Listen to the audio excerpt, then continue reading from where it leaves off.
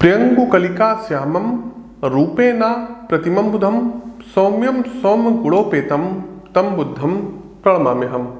नमस्कार, जय श्री राम साथियों। प्रिय दर्शकों, वक्री बुध का धनु राशि में दिनांक 31 दिसंबर 2022 को गोचर होने जा रहा है, जहां ये 18 जनवरी तक वक्री अवस्था में रहेंगे और उसके बाद ये मार्गी हो जाएंगे और मार्गी अवस्था में ये 7 फरवरी 2023 तक रहेंगे।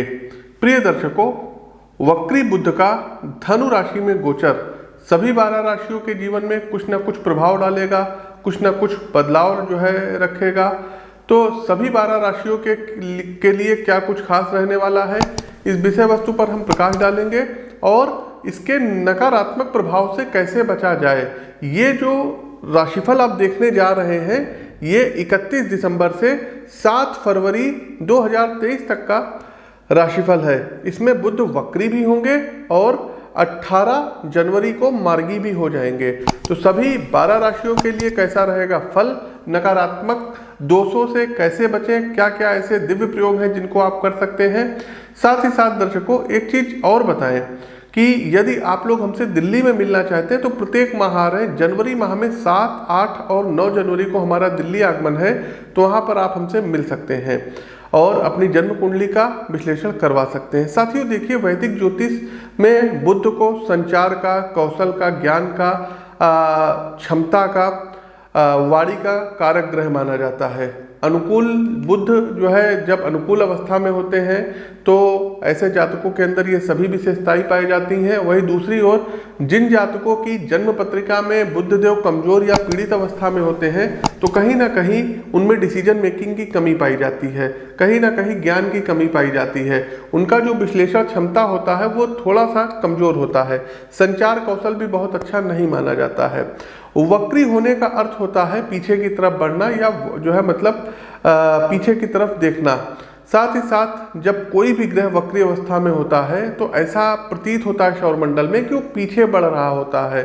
साथ ही साथ वैदिक ज्योतिष के अनुसार जब भी कोई ग्रह वक्री होता है तो उसके परिणामों में तीव्रता आ जाती है। वक्री ग्रह जो होते हैं बहुत ज़्यादा पावरफुल होते हैं अपने रिजल्ट देने में।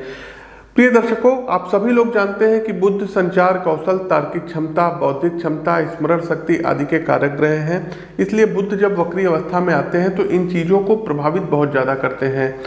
क्योंकि धनु राशि में गोचर होने जा रहा है बुध का और जीवन के विभिन्न पहलुओं की, जैसे कि आपके व्यक्तिगत जीवन, आर्थिक जीवन, प्रेम जीवन, पेशेवर जीवन, एजुकेशन हो गया, हेल्थ हो गया, इस पर क्या प्रभाव पड़ेगा तो विस्तार पूर्वक हम जानकारी देंगे और उपाय भी बताएंगे। लेकिन आगे बढ़ने से पहले नए हैं तो चैनल को सब्सक्राइब कर लीजिए, बेल आइकन दबा दीजिए और कमेंट बॉक्स में ओम गंग गणपतये नमः जरूर टाइप कीजिए। आगे बढ़ते हैं, हमारी अगली राशि आती है कैप्रिकॉर्न अर्थात मकर राशि। तो मकर राशि के जातकों, बुध देव का गोचर आपके व्यय भाव अर्थात 12वें भाव में हो रहा है। तो यहाँ पर होगा क्या कि जो आपकी जमा पूंजी है ये खर्च ज़्यादा होगी, व्यापार में कुछ आपको नुकसान हो सकता है और आपके अधीनस्थ जो कर्मचारी हैं, सहकर्मी हैं, वरिष्ठ जन हैं, इनका सहयोग आपको प्रॉपर तरीके से नहीं मिलेगा।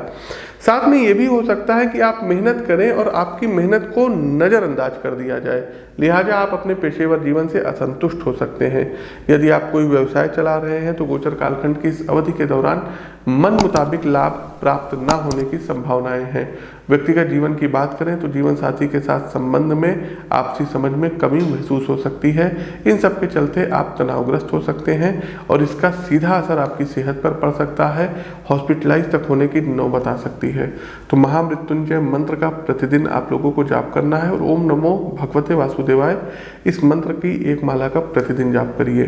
तो साथियों, हमारा ये कार्यक्रम कैसा लगा कमेंट बॉक्स के माध्यम से हमें अवगत कराइए। नए हैं तो चैनल को सब्सक्राइब करिए, बेल आइकन दबाइए। हर महीने दिल्ली आगमन हो रहा है, इस बार भी 7, 8 और 9 जनवरी को हमारा आगमन है। तो इच्छुक दर्शक यदि अपनी जन्म कुंडली का विश्लेषण व्यक्तिगत तौर पर करवाना चाहते हैं तो आपका स्वागत है, आकर के अपनी जन्म कुंडली का विश्लेषण करवा सकते हैं। स्क्रीन के दिए गए नंबरों पर संपर्क कर लीजिए। अपनी वाणी को विराम देते हुए ज्योतिष के इस मंच से मैं पंडित आशीष वत्स आप सभी प्रबुद्ध साथियों से विदा लेता हूँ। नमस्कार, राम राम।